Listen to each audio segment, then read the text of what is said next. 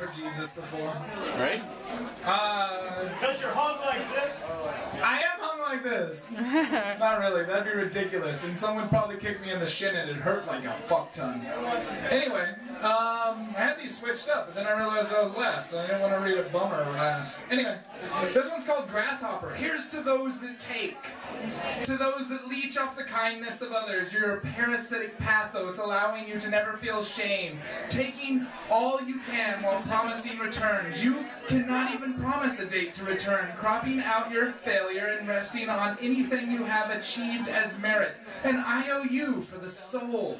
Broken promises, a minefield of glass we navigate. Resolute that our gifts will one day be returned in kind. Words you tell yourself whilst being used. Take from me all that I can give. Steal from me my last breath. Rob me of my passion that fuels me. You can eat and never be fulfilled. Not until you achieve on your own will, you know. On the own will, you know. Joy can never be yours so long as you ride the coattails, propping yourself up as some kind of savior for the lost. While your strength and foundation lay in those you stand on, your power is not yours but ours, given freely. You have sold us to bidders unseen and without our permission, negating even our right to object. Takers of hope, faith in retribution and harmony, the pendulum has swung in your favor. We are left high and out of reach as you squander the resources we had given you, when there is nothing left for us to give.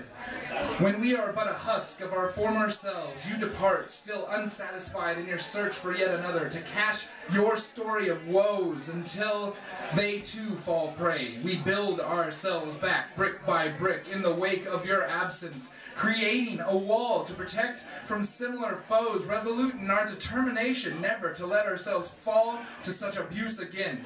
Yet with but a whisper, our walls fall down, our hands turn out, gifts to grace your greed. What's mine is yours, and you cannot be denied, for I lost my will to say no when I never said goodbye. Woo!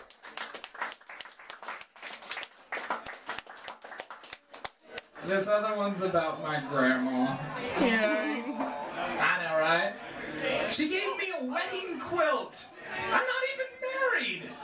Still, she's in the winter of her life, feeling as though she won't see me sewn together with someone else while I'm still in the spring of my own existence. I mean, I feel the heat of summer not too distant, a desire to start what is traditionally known as life, to take the steps away from this twin-sized night, to feel the warmth of a body next to mine kept warm under a wedding quilt given from an ancestor, blood of my blood, where creation was founded, art through needle and fragment bounded. Still, quilts aren't made for summer, it seems, not mine for now at least. She may be old, but is not near ready to drop. For sure, she'll still see me tie the knot. She fears my coupling might come too late.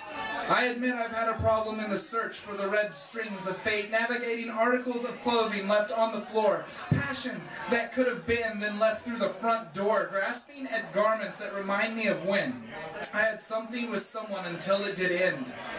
A pattern emerges across the foldable canvas conceived, telling a tale of the drunken gypsy circle that I have weaved, the awkward dance I have done in the search of love, to abandon nights alone and out of touch, warmed by the memories of past now distant, fraught with the wonder of a future persistent, using my own thread to lasso dreams be, granting them comfort of a quilt of kindness that they can see, seeking a bond that's been woven out of trust, knowing how feeble the thread count of lust. Building chapters by tying one piece to another, pulling them tight, fastened to the covers, seeking one to share the night, share the rest of my nights with the promise of warmth under starlight. I now pronounce you husband and wife, a powerful bond, hand-stitched for life, mending tears as age progresses, wrapping it around us when there's too much stress, passing it on to the next of kin. Maybe I'll start the process all over again as we danced around this drunken gypsy circle. My love and my thanks to my grandma for this handmade canvas of the love that she first saw.